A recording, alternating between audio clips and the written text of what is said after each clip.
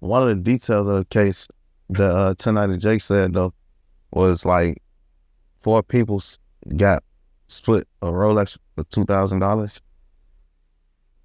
That's it. Uh,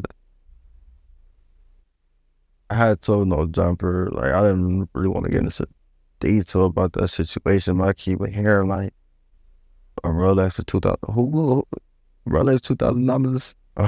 Like, I don't even think I could sell a Rolex for $2,000. Of course, somebody would buy, but Also, probably yeah, that's just stupid. Like, $2,000 for a Rolex? What? I would look at a nigga dumb. Like, I feel like nigga, like you get at me some type of way, like like I'm stupid. You trying to play like I'll get mad. Like I'm really gonna get mad. Like nigga, you think I'm really stupid? Like nigga, I do my research on anything I touch. So did you, what would I say? Are you able to speak on like what you got from the situation? Just like strictly you? Yeah, I'm able to speak on that. What I got from the situation, it was just a couple bags. It was just a couple bags. It wasn't. It's not. It wasn't for sure. It wasn't worth it. But me myself, I got a couple bags. Something happened with the vault, like they clickbait or something.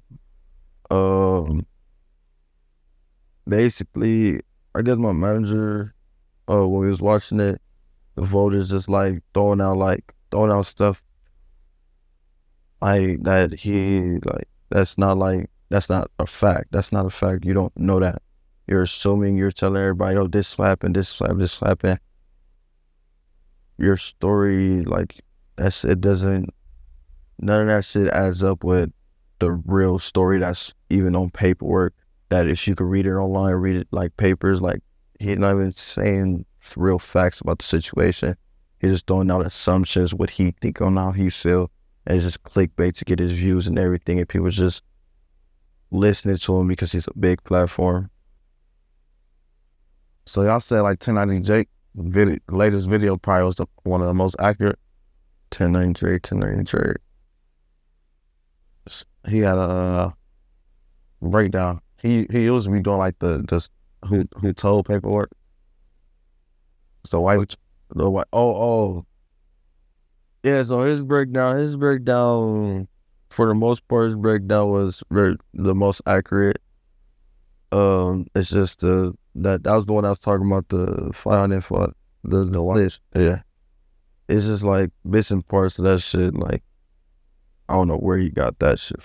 That shit is nonsense. But he's the most accurate. Yeah. What's the story about like a fake surveillance video or something like that? It's a lot of fake surveillance video. Like when I was up in there, I'm on my phone, I'm looking at this, I'm trying to I'm like, they got us some surveillance, like what? So I'm like clicking. I'm like, that ain't me. I'm like, man, get this shit off my phone. And then I seen a real surveillance video, but the surveillance video, they holding all the surveillance, like they wouldn't give me my shit. But it's not that much surveillance up in there. Like you don't really see shit. You just see the outside surveillance. There's no inside surveillance. It's not that. So with it not being any surveillance, like how did y'all get caught? It was a situation where got blurred with a thing, and they try to connect the thing to the situation. And I guess it's the same type of gun that was used. And they said that one of my crime partners went in there talking to a informant, and they start watching him, and from them watching him, they start watching the whole set in general, and they start just picking and poking it. Like they just start like nibbling down, and then they end up just arresting the people that they think fit the category. And once that happened, like how did like what was like the evidence that made a motherfucker say like I gotta take a plea deal versus go to trial? Like what was that moment where The evidence wasn't strong at all. Like they had, on me personally, they had really nothing. They had he say, she say. The only reason why I took a plea is because at the same time I'm thinking about the situation. Like, I could go and fight this case. I believe I'm gonna win it. My lawyer told me, like, you got a good chance of winning it. But me and my lawyer had a talk, like, is that really winning? Like, if you know you did it and you get off, you feel like you won? And I'm like, I don't feel like I won. Like, I don't, like, it ain't no winner in this situation.